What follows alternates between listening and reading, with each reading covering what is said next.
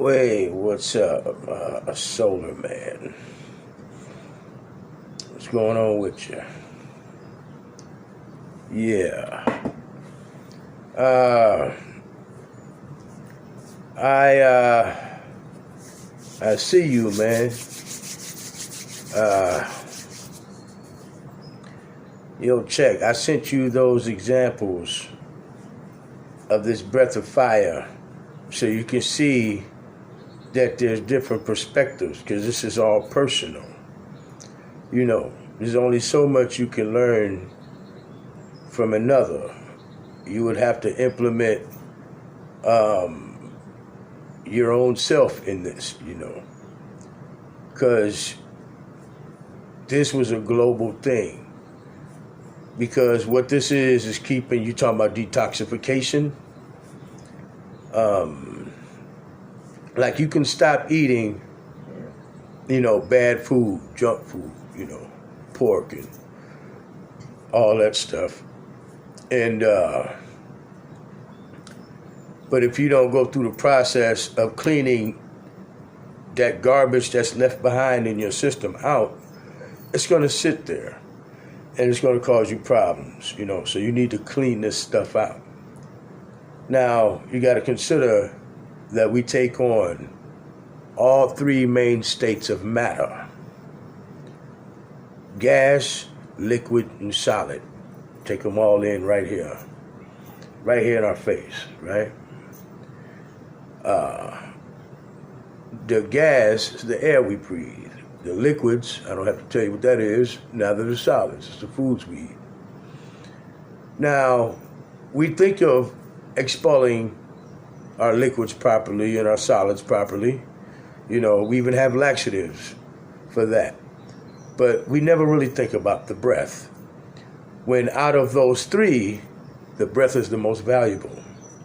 Without a moment or so of a breath, you won't be here. Water, you can go longer without. Food, you can go longer without. In fact, we fast on those things from time to time. But air, we really can't do that. But we have a condition. As we have our lungs, they come down to like the bottom of your rib cage. But we breathe shallow normally. We breathe from the chest, even in deep exercise. But the only time we breathe from the lower belly is in deep sleep, REM sleep. Only time. Now with this practice, because we breathe shallow from the chest, we suffer because we store toxins that we should be expelling in our blood and bone marrow. That's why you heard Mokurai said it's called bone marrow washing, because it digs that deep. And you heard Carol said within 3 minutes, you'll wash your blood. Don't need no golden seal. You need this. Now, you'll hear very few people explain it to you in this way. Now, you have an energy that exists in your body. And it lies dormant in most. And that's why we're here, is to raise this. This is what the Christ is. The anointed one. We get the word Christ from the Greek word Christos,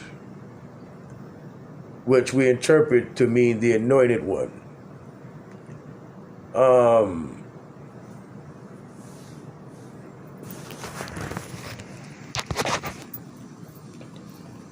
Or anointed with oil,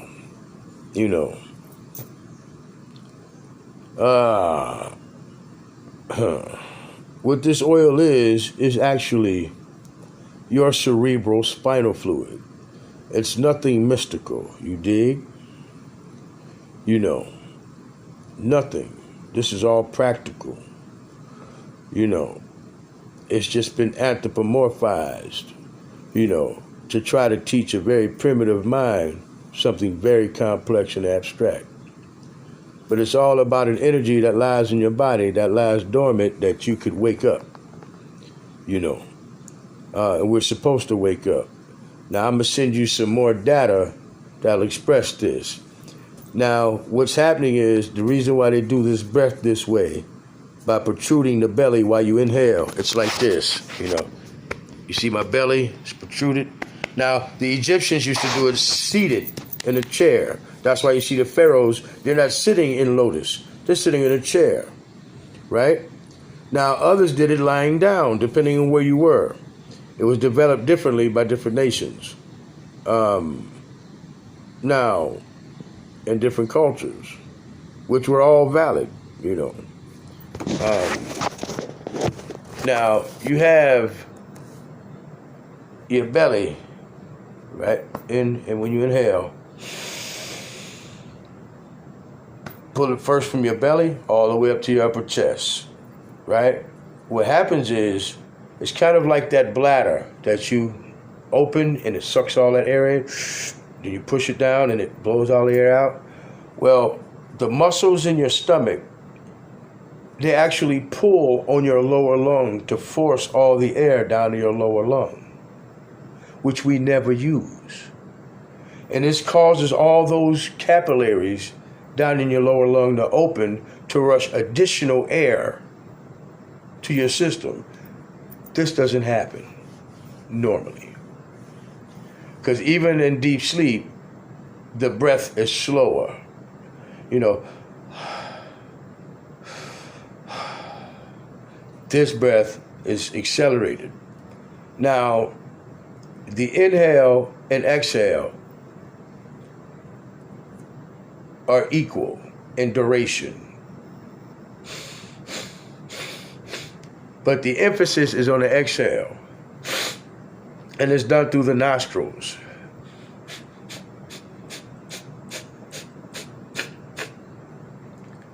And this forces the Indians, the Hindu call this the Ida and Pingala, or Adam and Eve, believe it or not, right? It also represents pineal and pituitary gland. These are the two heads on the serpents on the caduceus. I'll explain that if you like me to, what the caduceus really means. But this energy lies within you and it lies dormant. The Bible explains it as well. This is what the Christ is, right? But it's kind of like, what the Bible is, it's a coded book for initiates.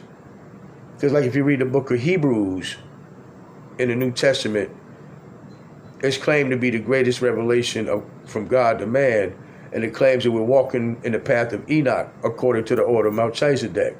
And who Enoch, his name means initiation.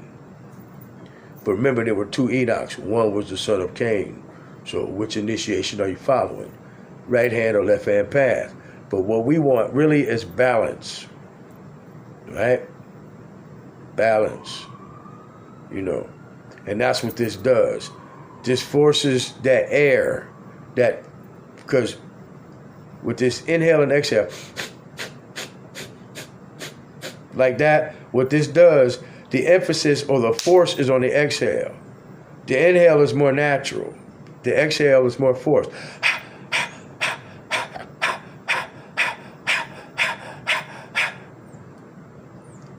Is you're pushing out more than you're taking in.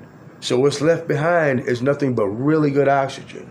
And what's being forced out, because you're forcing out more than what you're taking in, you're actually pushing out reserves. And all you breathe out is bad stuff. So when you force all that out like that, you force it out, and in 3 minutes, once you learn how to master this breath, and you got to make sure your nasal passages are clear, this is done only through the breath. Now, there's also a long breath where you introduce frequencies where this helps govern your chakras. It balances your chakras, and your chakras are the 7 chakras are the 7 major churches in the book of Revelations. The 7 letters, the 7 golden lampstand, the 7 flames. Well, in reality, they're the 7 major glands in your endocrine system. And there's 7 major notes on a major musical scale. Those frequencies, do, re, mi, fa, sol, la, ti, they control the secretion of hormones from the glands in your endocrine system. And this is how you keep your body in balance. You know, I don't know if you're wondering, but that there is called the Hamsa. And that there is my organ, it's good energy. I have Heru, my organ pyramid, And this here, just in case you're wondering,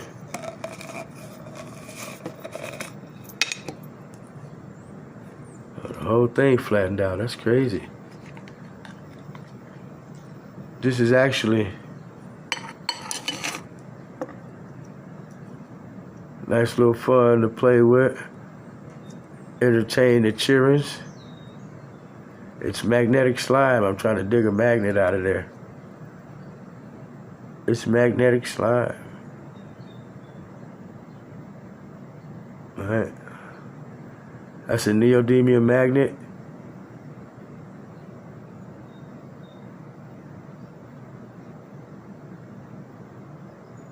Oh yeah, freaky, ain't it? Freaky, no, I'm just playing. But anyway, yeah, so you gotta tailor this to yourself. Understand the science. This is what you're doing. You're forcing out stored toxins out of your blood and bone marrow. It makes your blood highly oxygen rich, which stimulates your nervous system, right? Right? It cleans your cells, of course, blood, bone marrow washing, right? Cleaning your DNA, getting all that garbage out, getting your system highly electrified because it charges your neurons. So you get additional currents flowing through your blood and, your nervous system and brain. So therefore, you're going to be thinking greater. And with this additional current in your system, it's going to burn out all the mucus. Which, if you listen to Dr. Sebi, this creates most of our disorders. You know what I mean? But this is just to pass good energy forward with the flower of life that if you open it properly, you'll find a whole new wave conjugation, and it's actually in the space. That's why you see Jesus' name in the fish, and I can explain that too. And it's actually really the same thing, as Jesus' name in the fish. And I'll explain all that. In fact, I got videos. My videos explain that really. But anyway, I should probably remake those. I know a little more since I made them. But yeah, man, again, properly introduce myself. You see the name Anthony on there. That's a birth name. Call me Stone. That's what the heavens call me.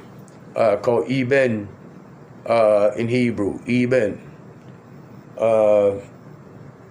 Again, you got to tailor this to yourself, and understand that meditation is the only medication. And although drinking certain things and eating certain foods, again, I apologize if my look may disturb you. That's why I wear glasses, because my look is kind of hard for some people. I don't know. But I'm just some dude that grew up in the hood here. But anyway, you tailor this energy to yourself, because you are a living, breathing universe. That's why the center part of your chest is called a solar plex. That's a great central sun. This is where your heat is generated. Because this is your greatest, called a ganglia, cross vector of nerves. And we know these create ley lines, vortexes of energy. That's why they call them chakras or cycles or circles. You know what I mean? And this creates a big field around you, big undulating field, and you could manage it yourself. You can learn how to manage your own subconscious mind and become aware of everything in existence, where there's no more surprises, no need to get angry over small things, because I used to call people stupid, when I view their behavior, but I no longer view it that way, People just respond based on their nature. you know, because at our core, man is a species, a creature, a beast. Carbon 666. Unless you make a choice and understand that you are way more than the sum total of your moving parts. You're way more than the skin that you're in. You know, the ancient Egyptians didn't have a word for death or die. So to say the Egyptian Book of the Dead, that's a title that doesn't exist. The book is called the Book of Coming Forth by Day. Now, what we call death, the ancient Cometians called westing. W-E-S-T-I-N-G, westing. Like going to the west, like the sun, your solar plex, great central sun. Just like it looks like it's going down into the earth and it's dying. Just wait a minute. It's coming back around. So will you. You will never die. You can't. You're God.